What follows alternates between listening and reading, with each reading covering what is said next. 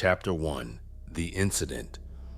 On May 3rd, 2022, at approximately 8:47 p.m., the Metropolitan Police Department received a 911 call from a woman reporting that her husband had been shot at their residence. The dispatcher noted that the wife sounded distressed but coherent as she provided their address. Officers arrived at the scene within 7 minutes to find the husband collapsed in the entryway of the apartment. He was bleeding profusely from multiple gunshot wounds, including a critical injury to the head. He was unconscious but still breathing. One officer immediately called for emergency medical services while the other secured the scene. During the initial interview at the scene, the wife told officers she had been watching a reality television program in the living room when she heard her husband enter the apartment at approximately 8:40 p.m. According to her statement, this was immediately followed by the sound of multiple gunshots.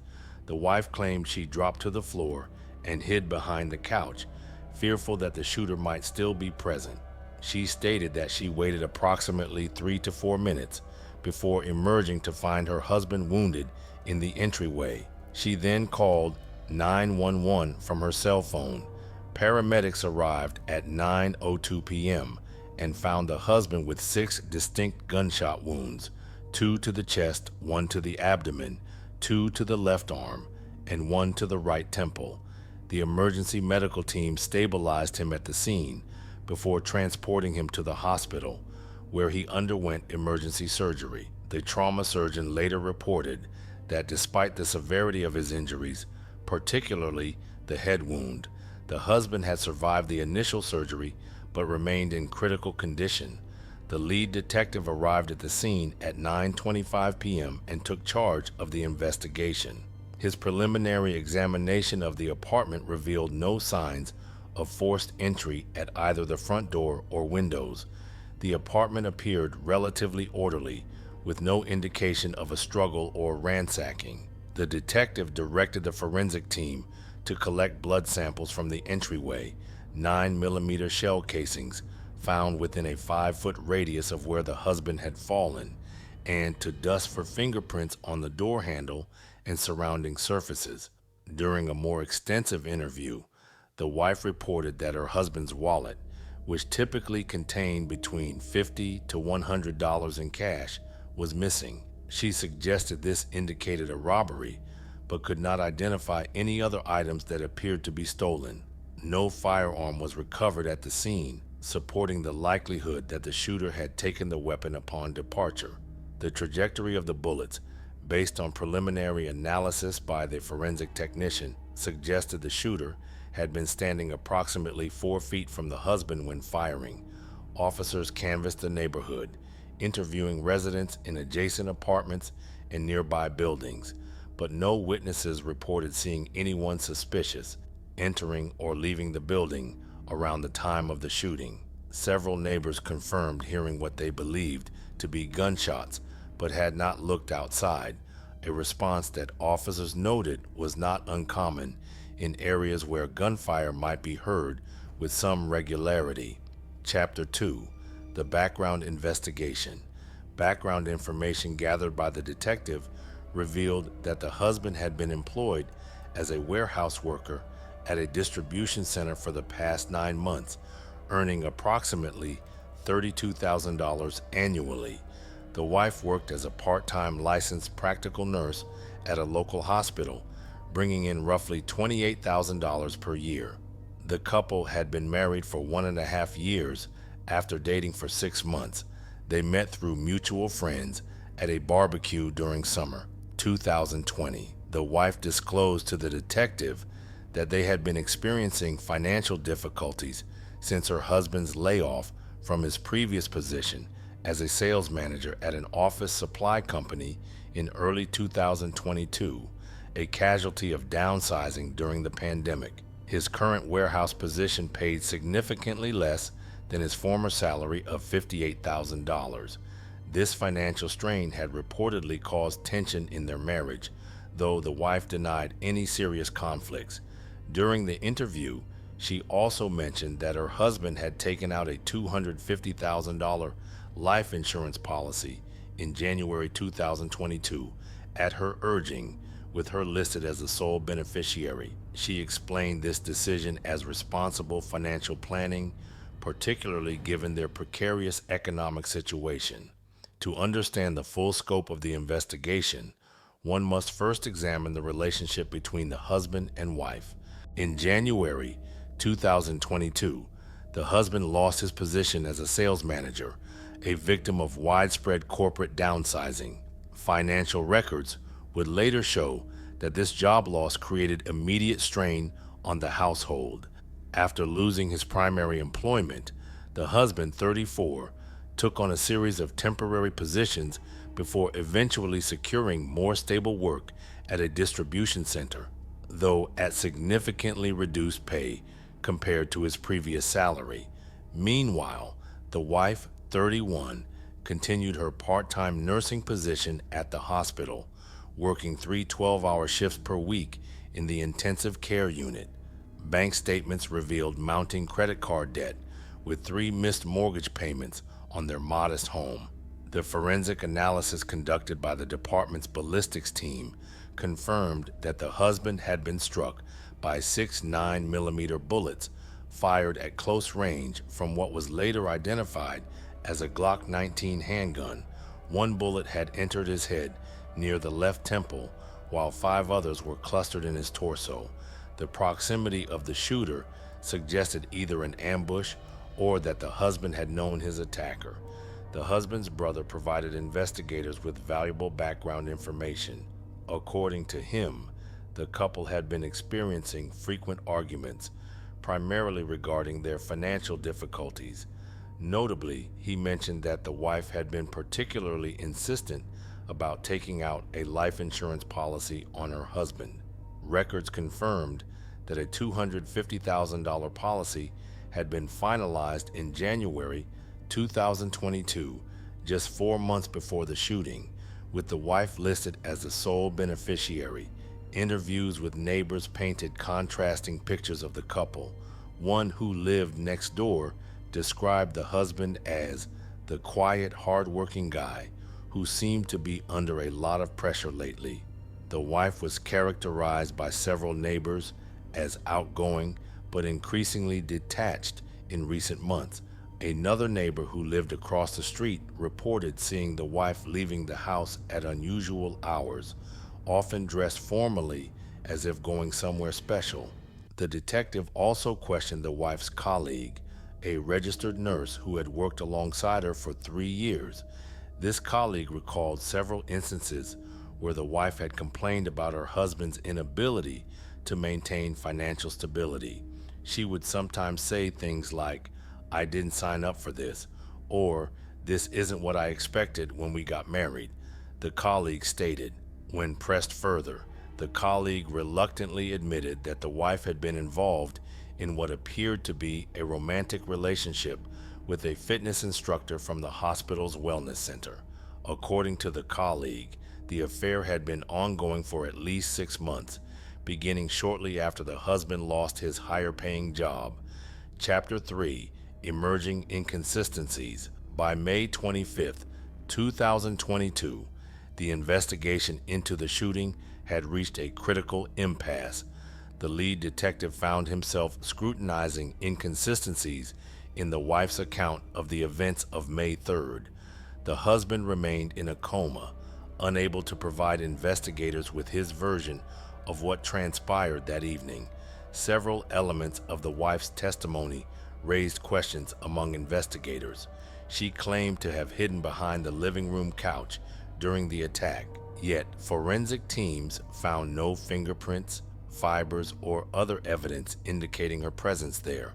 Additionally, officers who interviewed her in the hours following the shooting noted her unusually composed demeanor, which contrasted sharply with the expected psychological response to witnessing a violent attack on a partner. On May 30th, 2022, the detective conducted an interview with the husband's mother. During this conversation, she revealed that the wife had approached her about potentially removing her son from life support just 3 days after his admission to the hospital. citing prohibitive medical costs and poor prognosis. The mother strongly opposed this suggestion, insisting that her son deserved every chance at recovery. Hospital staff later confirmed to investigators that despite public displays of concern, the wife visited her husband infrequently. Between May 4th and June 15th, 2022, she appeared at the hospital only 4 times, with each visit lasting less than 30 minutes. The detective obtained a warrant to examine the wife's cell phone records and discovered numerous text messages between her and the fitness instructor, confirming their romantic involvement. Several messages exchanged in the weeks before the shooting contained discussions about their future together and the financial constraints preventing the wife from leaving her marriage. In one particularly damning exchange, dated April 28th, the wife wrote, "Soon we won't have to worry about money anymore." When the fitness instructor asked what she meant, she replied, "Trust me, I have a plan." Financial records obtained through subpoena revealed that on June 20th, 2022, the wife received a partial payout of $50,000 from her husband's life insurance policy, which listed her as the primary beneficiary. The insurance company approved this partial distribution, citing the husband's critical condition. Within 2 weeks, the wife used these funds to eliminate outstanding credit card debt and automobile loans. The detective brought the fitness instructor in for questioning on June 25th, 2022. Initially denying any knowledge of the shooting, he eventually confessed that he had helped the wife obtain an unregistered Glock 19 handgun through an acquaintance with a criminal record.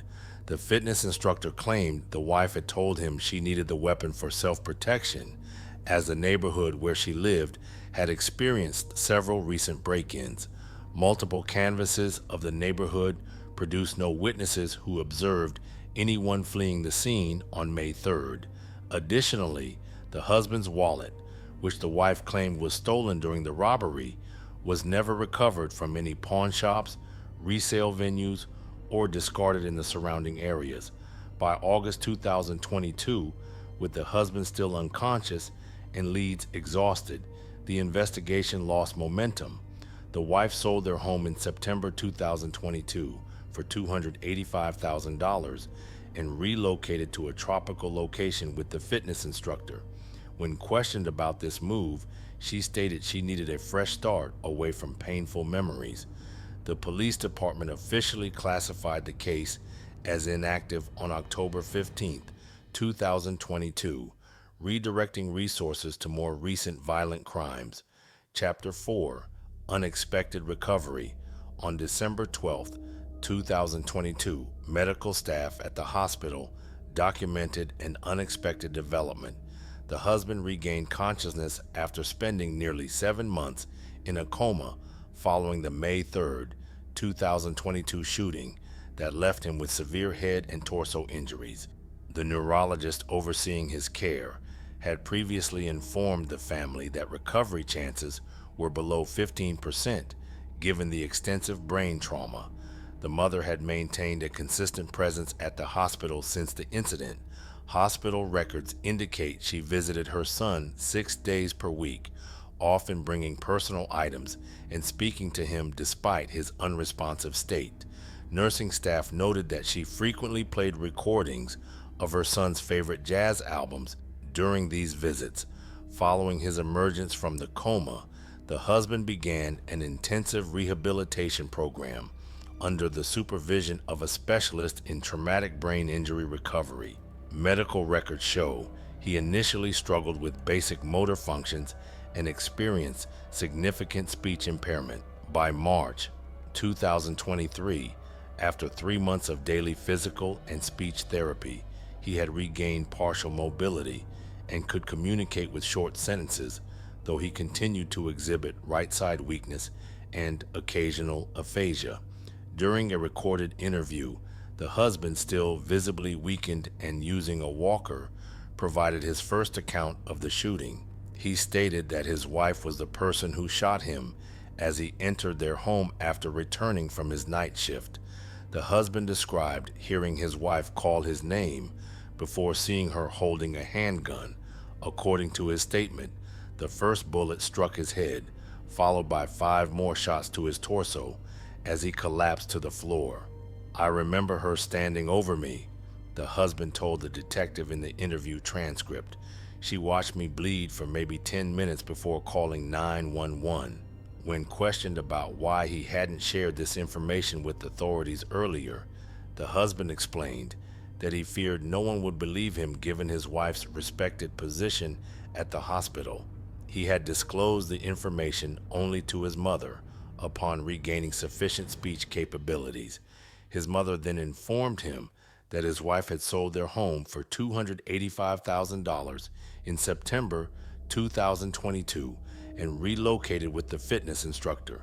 The husband also revealed that he had discovered his wife's affair with the fitness instructor approximately 2 weeks before the shooting. He had confronted her about the relationship, threatening to divorce her. According to the husband, his wife had begged him not to leave, citing their financial struggles and the potential for reconciliation. He had agreed to consider counseling, unaware of her alternate plan. Chapter 5. New Evidence. The detective proceeded to re-examine the physical evidence collected from the scene. A significant development emerged when investigators examined the husband's hospital records more closely. On July 15, 2022, when the husband was still comatose, a security camera in his hospital room captured his wife visiting alone at approximately 2:17 a.m. The footage shows her checking the hallway before approaching her husband's ventilator and disconnecting it for approximately 47 seconds.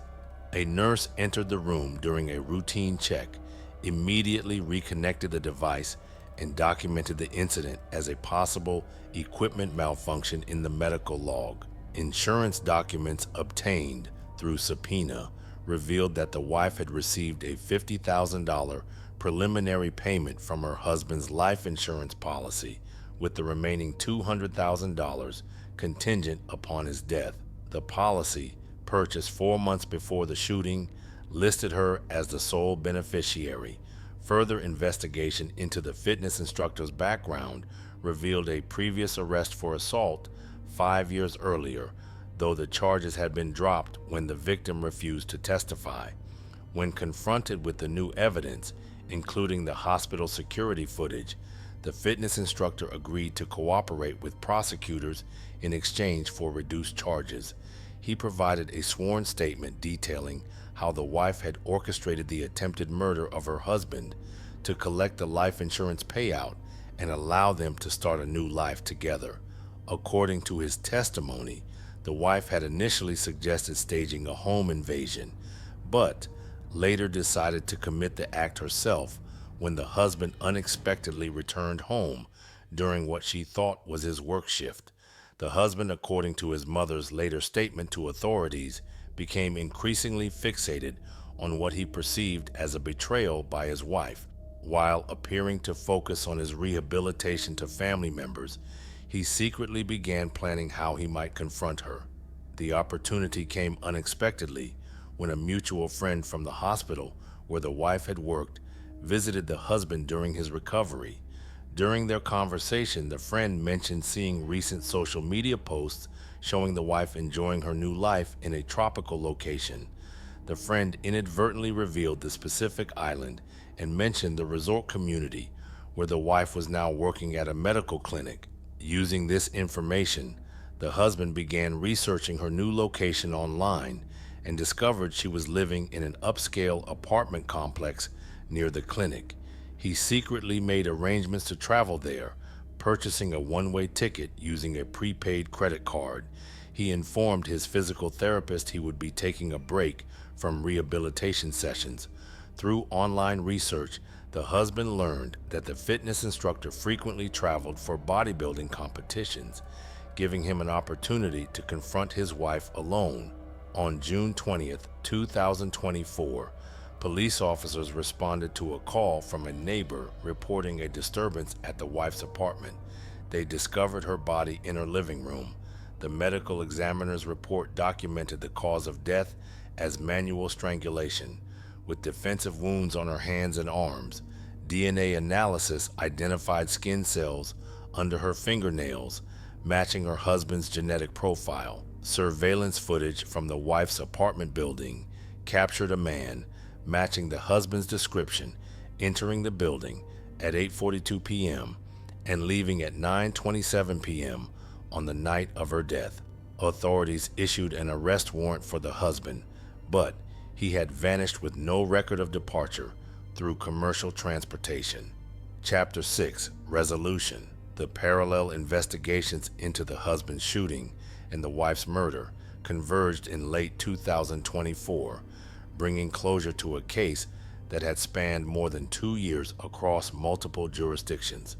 What began as an apparent robbery ultimately connected to a homicide through a web of evidence that investigators painstakingly assembled. The breakthrough came in September 2024, when a severe thunderstorm dislodged crucial evidence. A Glock handgun was recovered from a neighbor's roof near the original crime scene. Forensic analysis confirmed it was the weapon used in the husband's shooting, with 6 bullets matching those removed from his body during surgery. More significantly, the gun bore the wife's fingerprints. When confronted with the evidence, the fitness instructor provided a sworn statement confirming that he had given the weapon to the wife several weeks before the shooting as part of their plan to collect the insurance money and start a new life together. She needed money badly, he stated in his official testimony. The plan was never supposed to involve shooting him in the head, just enough to make it look like a robbery gone wrong. He claimed to have backed out of their initial plan to be present during the shooting, but had helped dispose of the weapon afterward by throwing it onto the roof of a neighboring building. Hospital records contained another disturbing piece of evidence.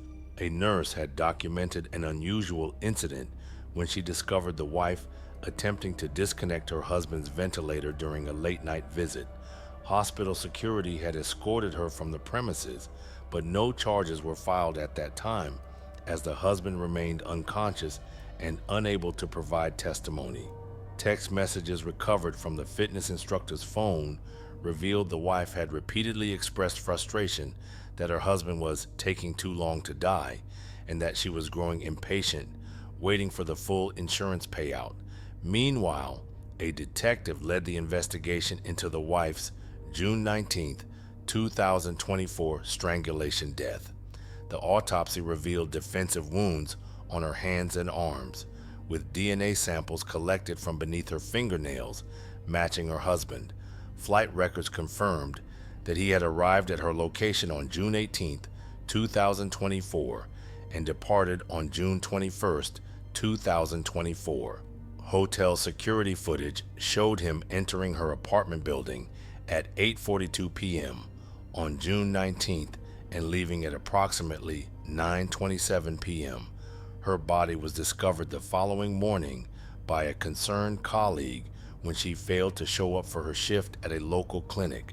The police department coordinated with authorities from the husband's location, leading to his arrest on September 10, 2024. Prosecutors charged him with second-degree murder while simultaneously closing the investigation into his own shooting by posthumously implicating his wife. The case went to trial on November 15, 2024, with a judge presiding. The prosecutor presented the state's case, arguing that the husband had traveled to his wife's location with the premeditated intent to kill her as revenge for his shooting and near-death experience. This was a calculated act of vengeance, the prosecutor told the jury during opening statements. The defendant tracked his wife to her new home and confronted her with the express purpose of taking her life. Defense counsel constructed a different narrative. What happened in that apartment was not murder, but self-defense, she countered. The defense presented evidence of defensive bruising on the husband's forearms and introduced a critical piece of evidence overlooked in the initial investigation: a kitchen knife found near the wife's body bearing her fingerprints. The husband testified in his own defense, stating, "I went there to confront her, to get answers about why she shot me. I needed to hear it from her. When I told her I knew what she had done, she laughed at first, then became enraged. She grabbed a knife from the kitchen drawer and came at me, saying she'd finish what she started. We struggled, and I was just trying to stop her from stabbing me." The defense established that the husband had no prior criminal record and had been employed as an accounting specialist before the shooting left him partially disabled. Character witnesses testified to his nonviolent nature and community involvement. After 7 days of testimony and a week of deliberation, on December 20th, 2024, the jury returned a verdict of not guilty, accepting the self-defense claim. The wife faced no trial for her role in her husband's shooting due to her death, though the district attorney's office formally closed the case by listing her as the perpetrator. The fitness instructor was sentenced to 10 years in prison for conspiracy to commit murder and illegal possession of a firearm used in a violent crime.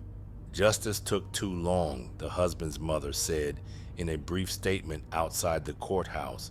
"My son nearly died, then had to fight to prove his innocence. The system failed us multiple times, but today the truth has finally prevailed." Commentary: well, I don't have anything negative to say, but she cheated, tried to take out her husband for the insurance money, and basically lost her life. And her husband don't know why he felt the need to confront her. I can't figure that one out. In my opinion, there was no need to confront her.